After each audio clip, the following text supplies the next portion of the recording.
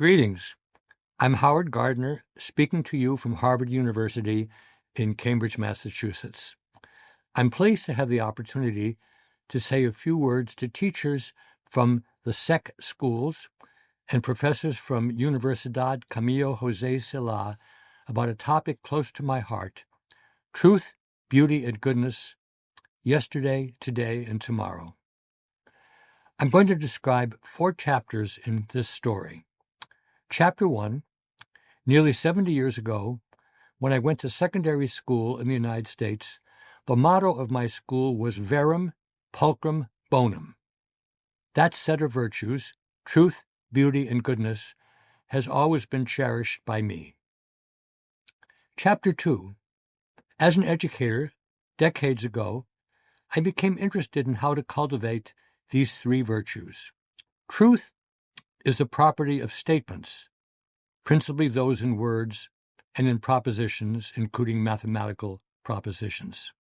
Beauty is the property of experiences, ones that gather attention, are emotionally moving, and worth revisiting.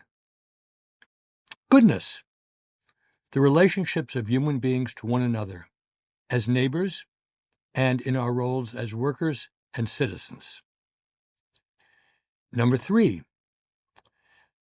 In 2011, I published a book, Truth, Beauty, and Goodness Reframed. 1 year later, in 2012, I had to add a subtitle, Truth, Beauty, and Goodness, Educating for the Virtues in the Era of Twitter and Truthiness. The virtues had become much more elusive, much more difficult to pin down in the era of social media, but the virtues are as important as ever. Finally, Chapter 4.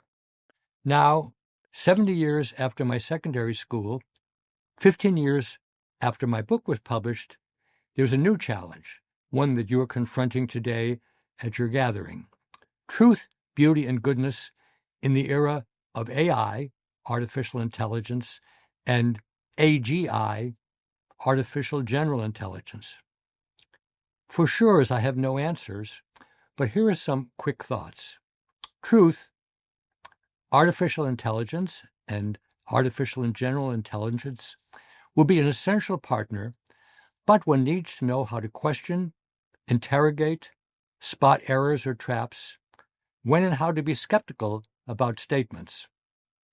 Beauty, experiences will now include ones that are AI-generated, wholly or in part, and how those experiences relate to those that are partially or fully human needs to be worked out. Lots of choices to be confronted and different outcomes depending on how we think about those beautiful experiences. Finally, the good. This is the most challenging virtue. I believe it would be dangerous, even suicidal, to allocate final decisions about the good to any artificial entity. These decisions are and need to be made essentially by human beings, but they need to involve all members of our species and need to involve tremendous communication and empathy skills if our planet is even to survive, let alone thrive. This, then, is the challenge of the 21st century, the challenge of figuring out what is good and how to promote it. It's a moral, philosophical, religious, and educational challenge. I wish you a conference that honors truth, beauty, and goodness. Thank you.